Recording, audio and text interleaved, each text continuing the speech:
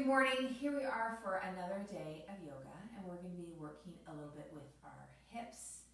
We're going to be with our pelvis, our spine. We're going to come into some tabletop and a wee bit of plank. So this whole idea of exploring how our body moves, there's going to be a touch of meditative kinesiology to this lovely yoga practice, and that term was shared with me by one of the people who follow this. I can't remember your name, but that was so brilliant. Thank you very much. So we're going to be doing a little bit of thoughtfulness in our movement, perhaps more than even normal. Okay, so let's begin on our back. You need to have a strap and a block and have a roller handy as well. Okay, if you need anything for underneath your head while you're lying back, just to keep things comfortable, go right ahead if that's what you need. And let's get breathing. And then we'll get moving. So beginning here on your backs,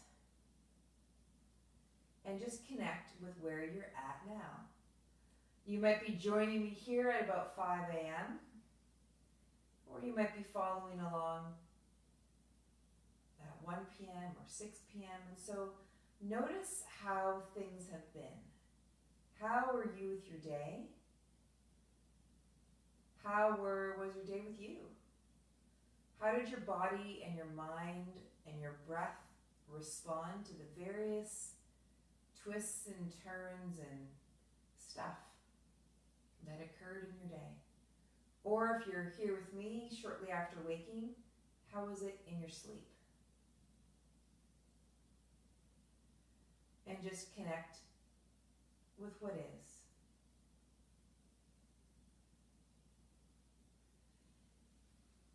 And for this practice, let's just check in with what's an intention that you would like to have as a result of this practice. Like if you were moving better, if you were feeling better, if you had less symptoms that you don't enjoy experiencing, if you had less of that, if you had more ease, more freedom, more connection, what might you be able to do?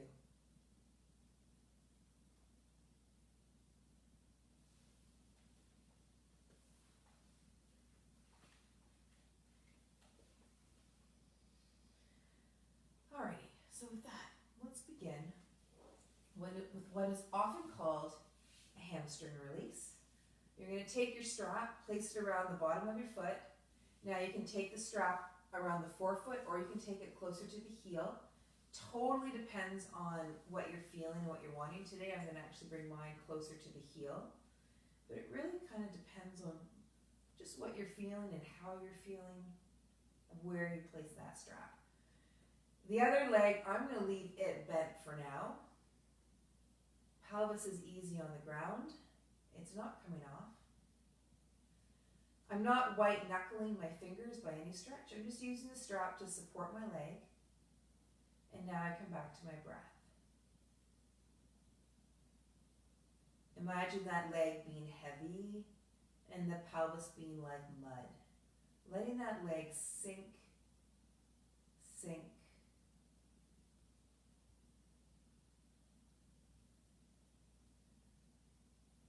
and start to dorsiflex your ankle. So the toes will come towards your face, but I don't want you to think about toes. I want you to think about the ankle. So pay attention to the ankle movement. The toes will move a little bit, but I want it to be more about the ankle and the tissue around the ankle generating the movement.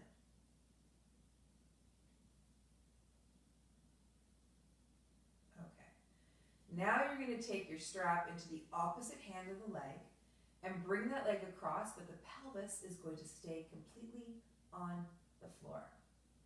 The pelvis will not lift. Yeah? And just notice if your knee has become more bent through that trajectory. So take that movement across, keep the knee the same angle as you move through the hip. The articulating joint is the hip. Now bring the leg back up towards the sky, so the foot's pointing toward the sky. Now we're going to take the leg 6 inches out. So I've got my right leg up, so I'm moving it out to the right 6 inches. Again, the pelvis is totally quiet. Let's bring the leg straight back up to the sky and bring the leg back toward the left or the opposite side from where. So if your leg is left, you're going to move to the right. My leg is right, I'm moving to the left. Good. And then you're going to come back up and move it out. Pelvis the entire time. You're being very, very, very quiet. In through that pelvis, you're not rocking left to right with that pelvis. It's just leg bone motion. Lovely. Okay, now take that leg down. Straighten both legs out away from you. This is always fun to feel. And notice the difference between your left and right side, and if there is any. One pelvis side might feel lower, the leg might feel heavier. There might be nothing. It's not that there has to be. It's always curious to see if there is. Okay, take the legs back to bent. Let's bring the strap over to the other side. And leg comes up. So settling in here. And then begin to move through that ankle. Now I've got my legs straight because I can. If you're unable to have your legs straight, your knee can bend. Let's have the hip at 90 to the best of your ability. Only because when the leg is closer towards the center, it's easier to hold. And then as you move your leg in toward that midline, which I'm about to do right now, the knee stays the same. The movement is at the hip. So no matter how bent that knee is, keep that movement at the hip. Okay, and then come on back. And let's bring that leg out. So I've got my left leg up and I'm moving to the left. And just watch your opposite leg. So I'm looking at my right leg, and that right leg, I don't want it moving to the right. I just want to have the leg moving, the left leg, moving left and right. And that right side stays totally quiet. The pelvis stays totally quiet.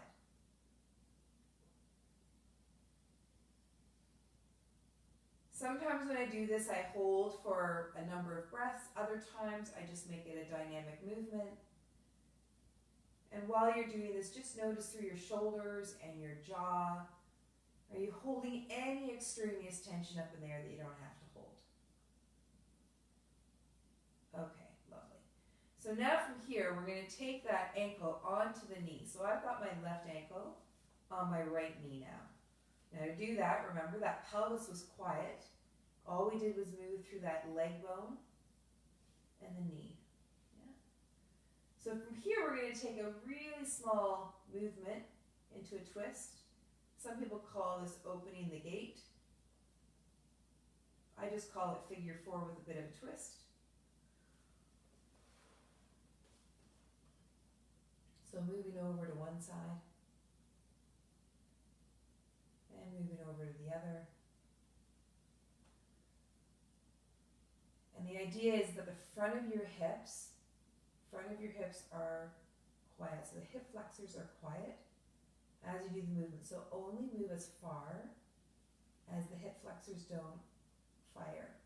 So sometimes people ask me why this is. And that's because the hip flexors are more so vertical muscles.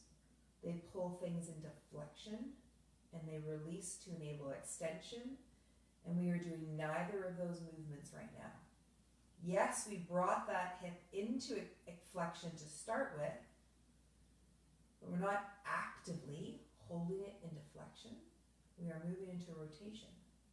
So the control of the movement is now up through the abdomen and through the hips, but not in the hip flexors. Unless you bring the leg towards you, which I'm training you a little to not do. So let's keep the movement in between the pelvis and the abdomen, and the spine and the ribs. Okay, let's switch to the other side. So as you place that ankle to the knee, that pelvis stays quiet. If you need some support with that, bring the leg straight up to the sky, rotate it, then place it. So the pelvis is quiet, quiet, quiet, quiet. Then we move into the rotation, and the pelvis will move. hip joints stay where they are.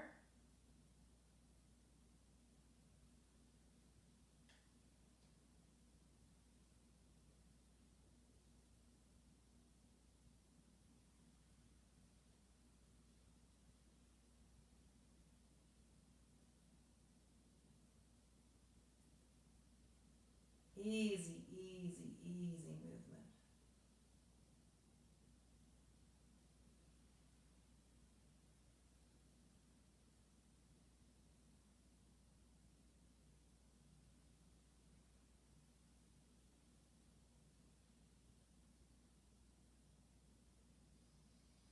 Easy breath.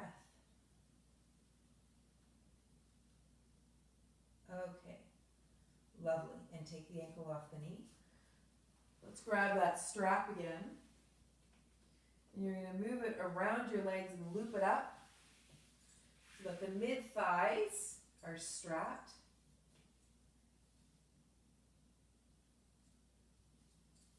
If you've got a crazy long strap like I do, just wait up for me compared to those of you who've got like a 4-footer. This 8-footer takes a little bit of manipulation.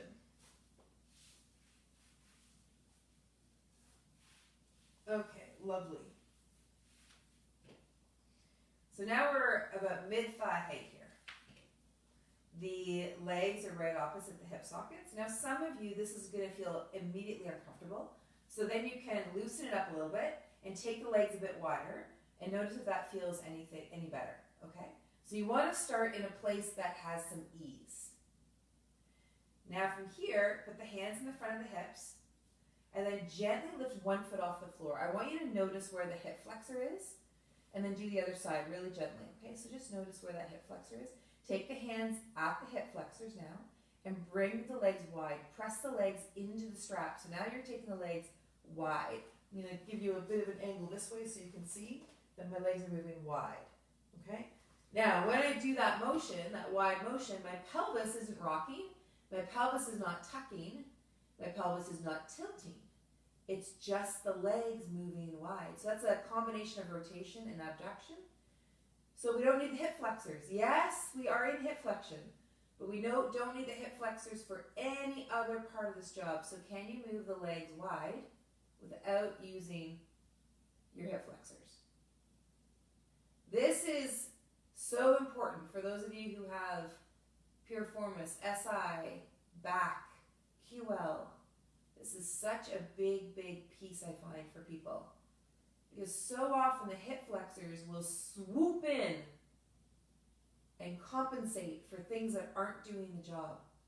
So we have to help them quiet down.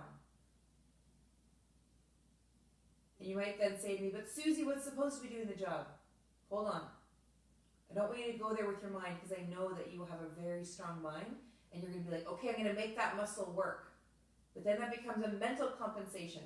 I want you to relax the thing you can already feel is kicking in when it really ought not to.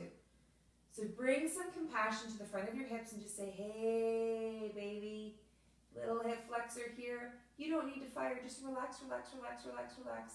I'm going to have those legs move, but you don't need to be involved. Just have a Mai Tai, lie on the beach, chill out, relax, relax, relax, relax. Relax, relax. I might be sounding funny, but I am really sending a lot of love to my hip flexors and to yours. Yeah, like it's really just, you're coaxing it along. Coaxing those hip flexors along to not fire. Yeah? You don't have to have them fire. And there's nothing going on at your sacrum or your spine. No sensation back there at all. Not at all. Yeah? Okay, take that off. We need to show these parts of our body lots and lots and lots of love. And I don't mean that, like, I mean that with all my heart. I say that with like 1000% honesty and truth, yeah? Bringing love and compassion into areas that might be compensating that don't need to, because they really are doing us a service. Because we've had other parts of the body that for some reason or other, we could list all those multitude of reasons as to why they're compensating for us, but they're compensating, or they're not turning on, or they're not firing, or they've gotten atrophied, or whatever. There's so many neurological reasons as to why. but we just need to ask the ones that are kind of screaming just to settle down. To give them the confidence, to give us the confidence that they can do it. Okay, now we're going to take the block. And you can choose the orientation, whether it's this way or this way. One's wider than the other. Bring it in between your block, your legs, so you're in the meat of the adductors. Yeah, meat of the adductors, inner thighs, and then you're gonna press in. So it's gonna seem like it's like back in the day of the Thigh Master.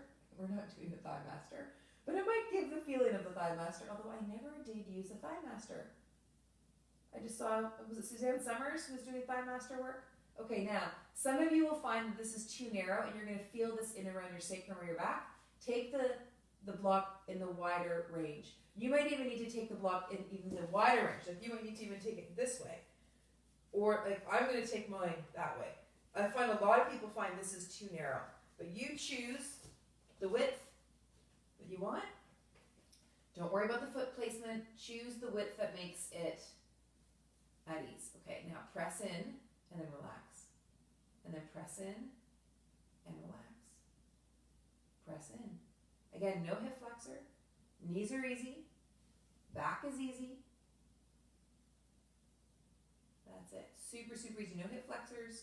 And also your calves and your outer calf and your foot, they're not involved either. Neither is your jaw, neither are your eyes, neither is your tongue, neither are your shoulders. Just your adductors and just your legs moving into adduction on the way in.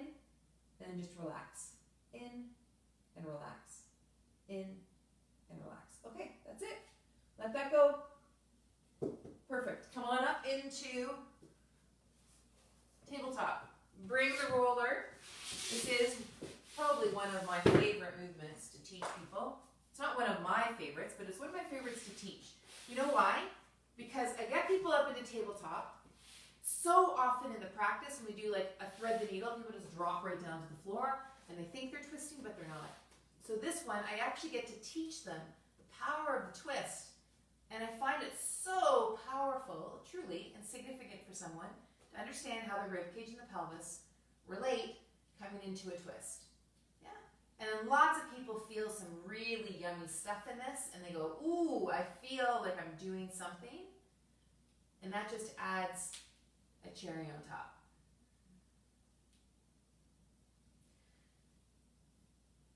Super easy, super, super easy. Feeling that rotation. Try not to drop down.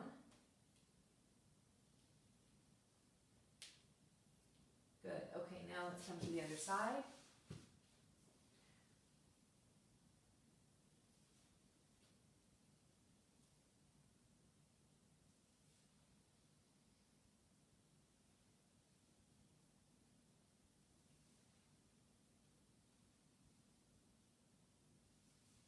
I was having a conversation with a small customized yoga therapy group that I run online every week. We were talking about the lateral sides of our body. Scooch that roller away. Let's come up into kneeling. And why is it that when we release through the lateral sides of our body, we can feel so good, which is what we're about to do now. We're going to come into gateway. And then we move this mic pack. It's kind of in the way here. And let's move over a beach ball, right? So don't collapse down. Think of a beach ball over that beach ball.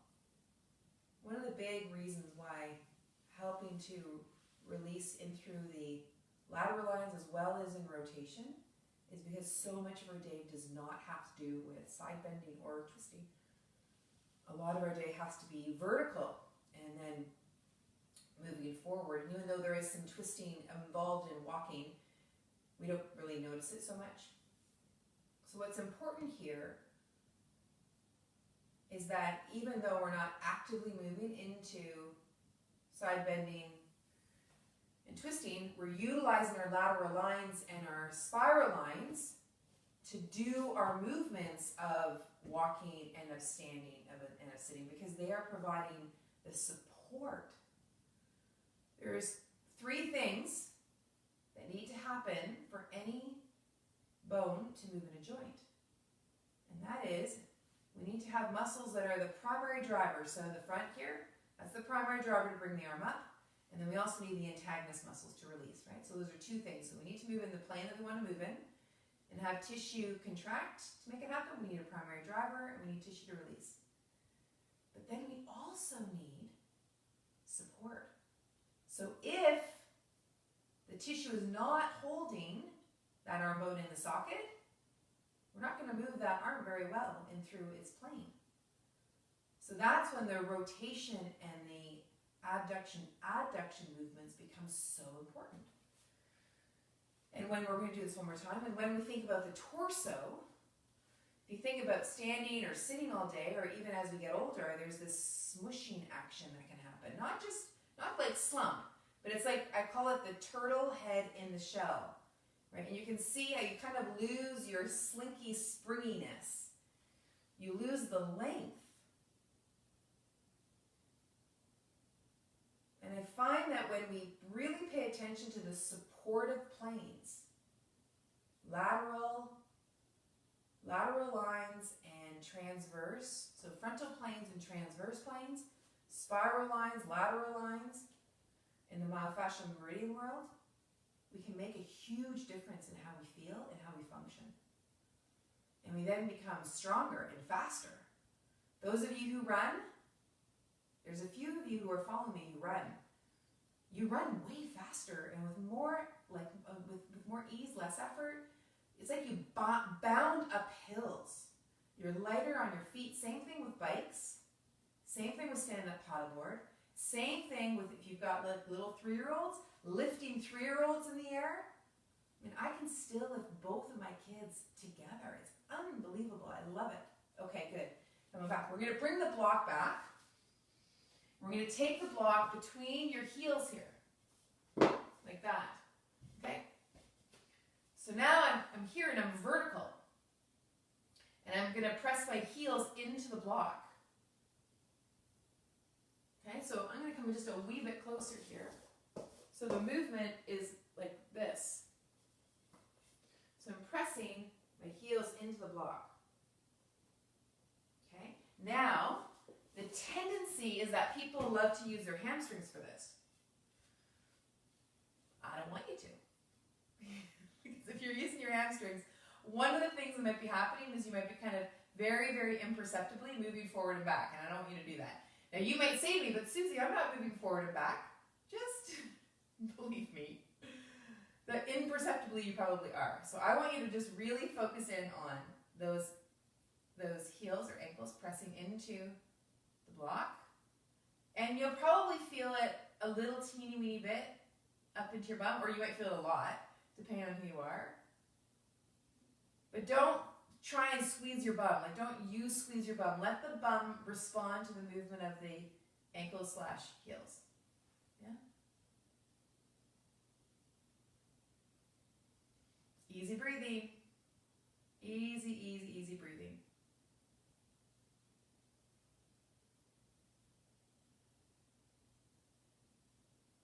Okay, and then let that go. Okay, so now let's come into a wee lunge. And imagine you can still feel the block. I don't want you to push through the ankle, just feel that you feel, see if you can feel that you feel the block. Say that a few times. See if you can feel the block. Okay, and then start to move into a lunge. So I'm kind of curious to explore splits in these little Facebook Lives. If that's something that is interested you, let me know. Just comment below or send me a DM. I don't know if there's any interest at all in splits, because splits has such a bad reputation of being horrible for people. But I think we can actually do them with a lot of stability without having to do all this extraneous gripping and strengthening and bleh stuff. You know, I think we can just open up into them. Truly. If we have the stability, I think it just naturally happens. So that's something I'm curious about. If you're curious about it, then I can put together some things for you to explore. Just let me know. I'm not going to do anything that people don't ask me for, though. So if I see no comments, if I get no direct messages, you won't see sequences on splits. And if there's any other position that really has you fascinated, or if there's something you really want me to focus in on, then please do. Please, I'm happy to throw something up here and share along the way to help teach people more about movement, about pain reduction and eradication, and just feeling really, really, really good. And I figure if there's a pose that is sort of out there for you in your ambition, well, let's help you get there. Why not, right? Why not? Okay, from here we're going to come back into kneeling and then into tabletop, and then we're going to play around with a bit of plank. But we're going to do this in a way that if you follow me for a bit, I just don't jump into plank here. I want you to be a tabletop, take the toes under, and you're going to lift the knees. Okay, why I do this is because I want you to kind of slow down inside. Notice that you're on 6 points, and now we're going to come up to 4 points with the knees coming off. And a lot of times people anticipate this and brace first, which is totally fine, you know, like you can do that. Why I don't instruct that is because I don't want to teach anticipatory bracing first. That's not how I think we operate in the world. I think we operate in a responsive way, and that's what I want to train people to do. If you feel it's easier to anticipatory brace for yourself, then do that, okay? Don't think I'm saying that what you're doing is wrong. Just know that what I'm doing is different. So what I'm doing here is I'm feeling for the responsiveness in my body, yeah? As I lift my knees. The knees are only coming up about 1 inch. That's it. Yeah, and then I'm going to gently move backward and forward. There you go. Now lots of people tend to feel that in their quads and then they go, whoa, that was hard work. Yeah, it can be. All right, so now from here you're going to slide 1 foot back. Okay, now still like watch how many points are on the floor, right? So again, it's not about anticipating, and it's not about kind of jumping all over there. It's now doing this in the plank, okay? And just getting to feel that. Press those heels back. Imagine that block between your heels. I don't want you to press the heels together. I just want you to imagine that block is between your heels. Imagine the block is between your legs. Or if the strap was better for you, imagine the strap around your legs. You don't need to do anything, just imagine. Okay, good. Drop that down. Okay, so now what I want to play with is a little bit of Superman. I think I've heard this also called pointer. But what I want you to do is I want you to play this one leg, bringing it back, and then bringing it in for a sec. Now the movement, remember, I think I've said this, the movement of the leg bone coming into extension is about 3 to 11 degrees. So the leg bone will move on its own here, and then there'll be some point where there is a little bit of anterior tilt. What I want you to pay attention to, though, is what happens in your back. I don't want you to generate your movement from your back. You see that difference, right? So that's a generation of back, that's the driver, that we don't want to have. So I want you to pay attention. Can you generate the movement from your leg bone? And maybe you only come here, right? But I just want you to play with that leg bone in the hip socket and not, I mean, if you have to brace in your abdomen, then do that. But what I would prefer, because I'm teaching about responsiveness, if that's the game you want to play along with me, that's how I'll instruct this. Is that if you want to play along with me with that, if it resonates with you, then as you bring that leg back, feel what goes on in your abdomen and try not to resist the call to do the back arch. Instead, when you feel when you do the back arch, I want you to stop that leg bone movement. Right? Just stop it. Oftentimes I find this is more of an awareness game and a coordination game. It's just a pattern that you haven't considered.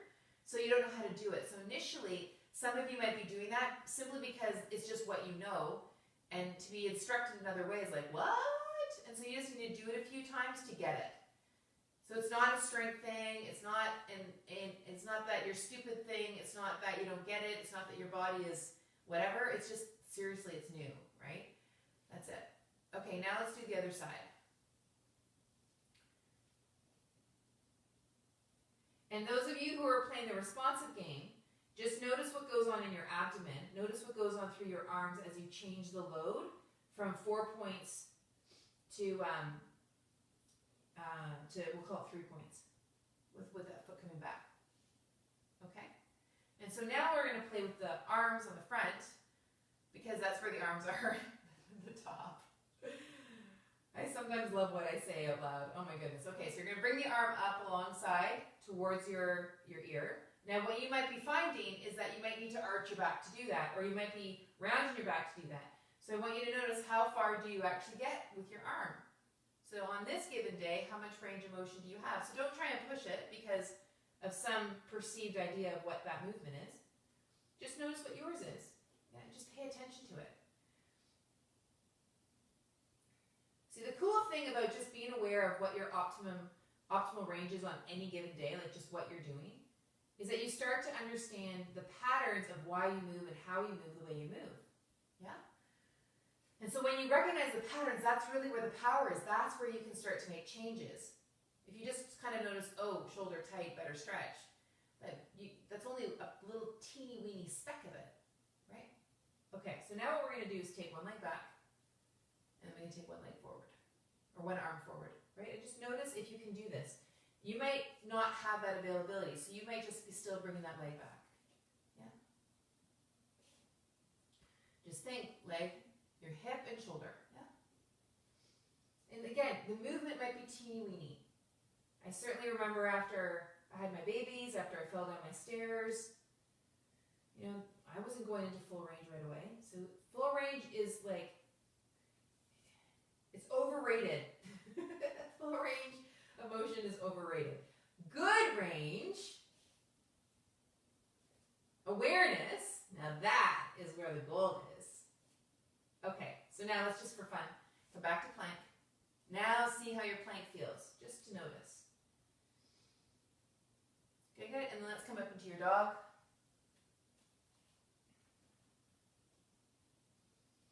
And then come back down to plank. And then come back to dog. Okay, good. Drop the knees. Perfect. Okay, so now come back up into kneeling. Let's come back to lunge. Good. And now let's see what the lunge feels like.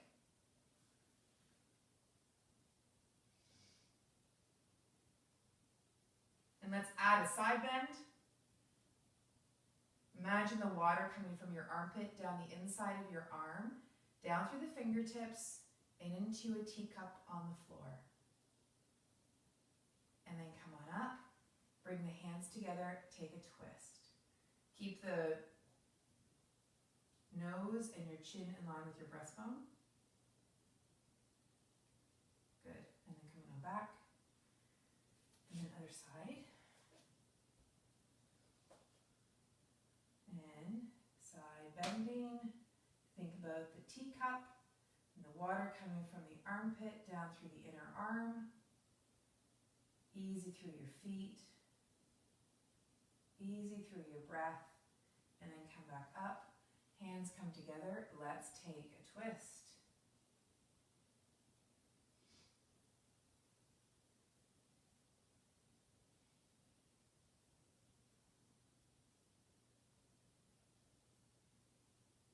Good, and then coming on back.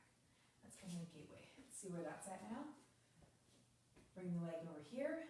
And side bend. Remember, beach ball. Beach ball, beach ball, beach ball. And if you want to bring that arm up alongside, you can. Lovely. And the other side.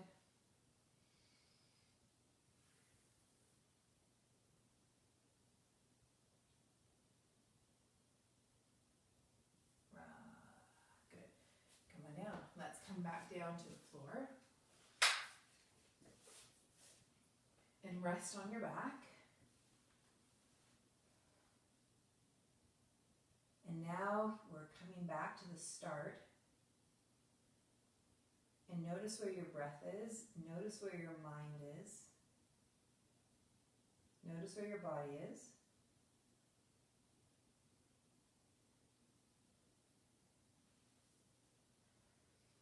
Alrighty. Let's take one leg straight, bring the other leg up towards your belly, holding on to that leg with the opposite arm, and then take that across. Both shoulders are staying even on the floor. If I'm moving to the right here, my left shoulder is staying right on the ground. Good. And then coming on back. And then other side.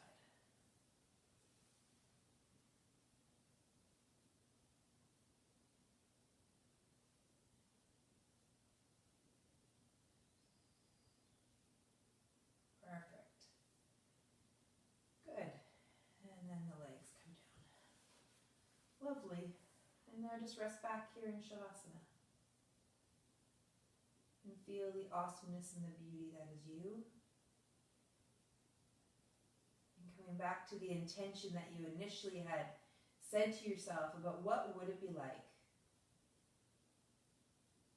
if you felt more ease, more freedom, less pain. What could you then now do?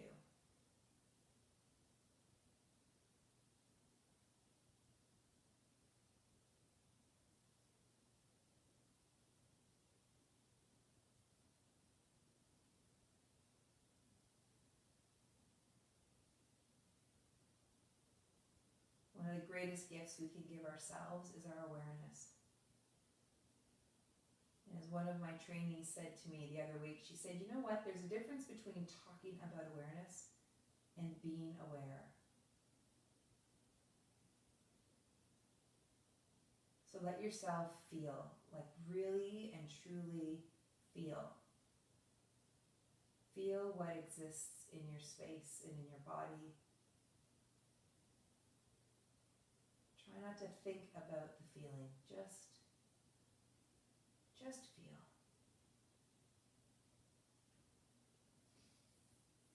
I've been having lots of conversations with people about feeling and how they're telling me they weren't trained to feel. They were trained to think. So that as you feel more and you're able to bring what you feel up through the filter of what you think, what you become capable of, what you become able to do, is very, very significant. So when I'm asking you to feel, I'm not saying to shun thinking. I'm just saying let's build another skill so you can be that much more, dare I say, powerful.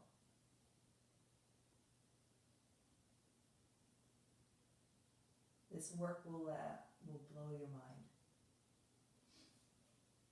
if you let it.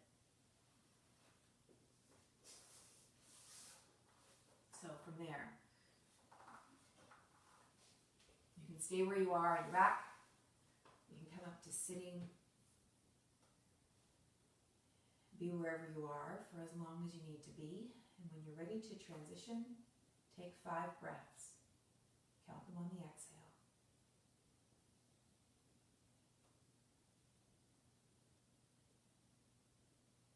Change is 100% possible. Bring your hands together and breathe in with ease and out with gratitude. Have a fantastic rest of your day. Great sleep. We will see you in the morning.